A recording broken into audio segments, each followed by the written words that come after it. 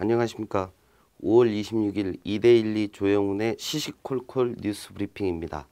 첫 소식은 반기문 유엔 사무총장이 제주도를 방문한 소식입니다.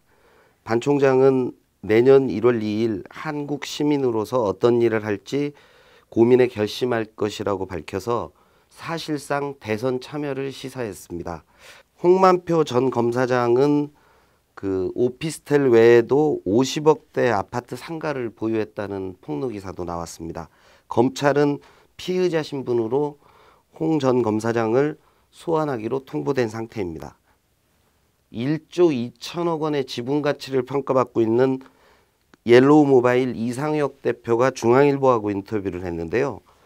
옐로우 모바일은 지난해 매출이 3천억대로 절반 가까이 줄어들었고 영업이익은 467억 적자를 기록해서 많은 사람들이 좀 걱정을 하고 있는 상태인데 전환사채가 많고 상장 계획이 다소 지연되고 있는 것 자체에 대해서 우버나 테슬라도 그렇다고 얘기하면서 자신감을 나타냈습니다.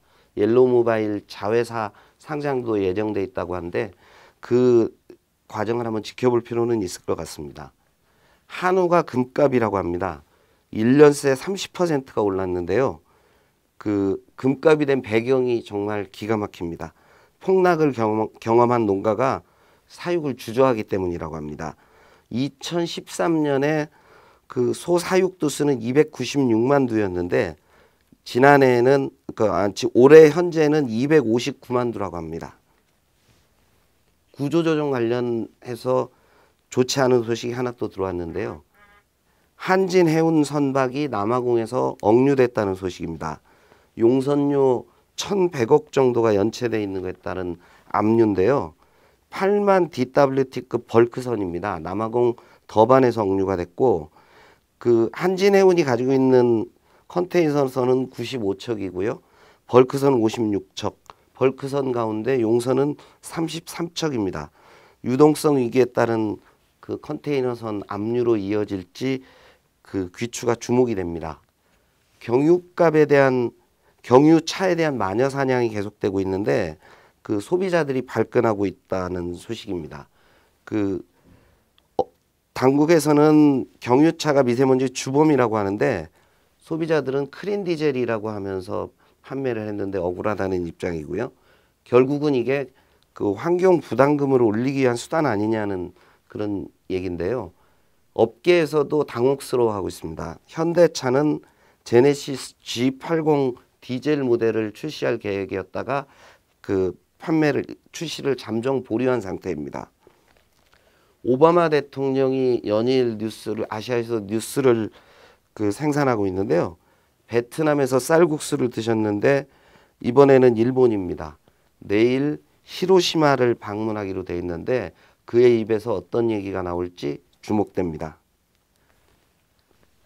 작년 특허 출원이 가장 많았던 전자회사가 중국의 화웨이입니다. 화웨이는 삼성을 상대로 특허 소송을 제기했는데 특허 괴물이 하는 행태를 그대로 답습하고 있다고 합니다. 화웨이가 왜 이런 전략으로 나왔느냐에 대한 평가가 다양한데 노이즈 마케팅 아니겠느냐는 시각이 우세합니다. 참고로 화웨이는 작년에 11조 원의 R&D 투자를 벌였습니다. 서울 시내에 처음 대중골프장이 문을 연다는 소식입니다.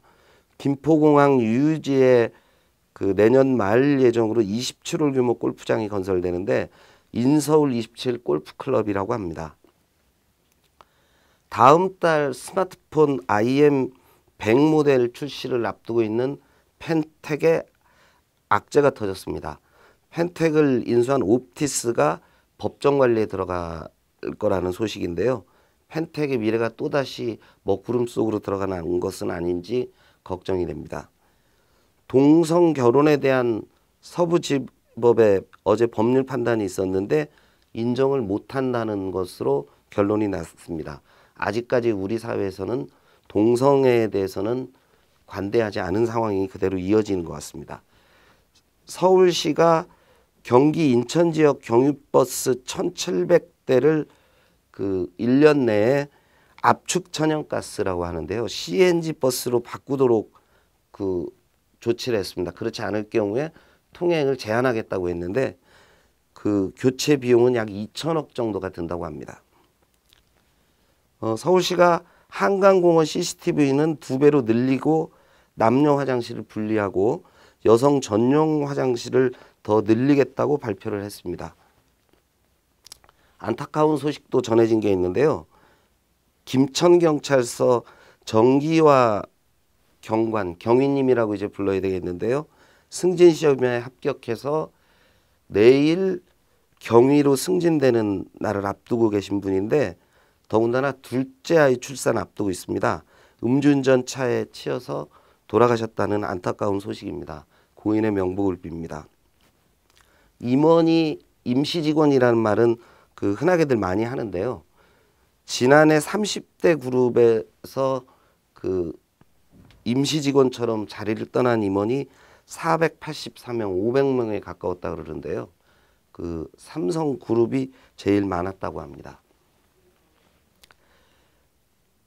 자율협약 신청 전에 그 주식을 전량 매도해서 주식 투자자들의 비난을 사고 있는 최은영 한진해운 회장, 전 회장은 그 자율협약 신청 전에 안경태 3일 회계법인 회장하고 통화를 한 것으로 나타났고요.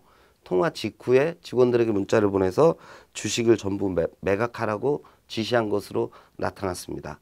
이제 사법당국이 어떤 조치를 취할지 귀추가 주목됩니다.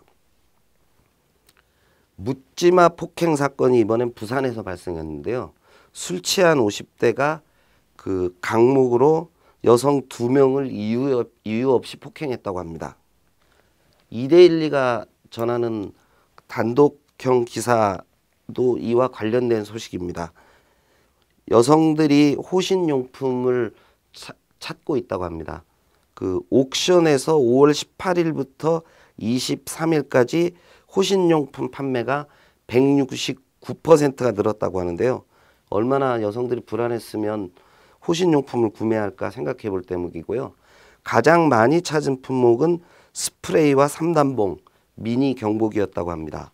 내일은 좋은 소식으로 여러분을 뵐 수 있으면 좋겠네요. 감사합니다.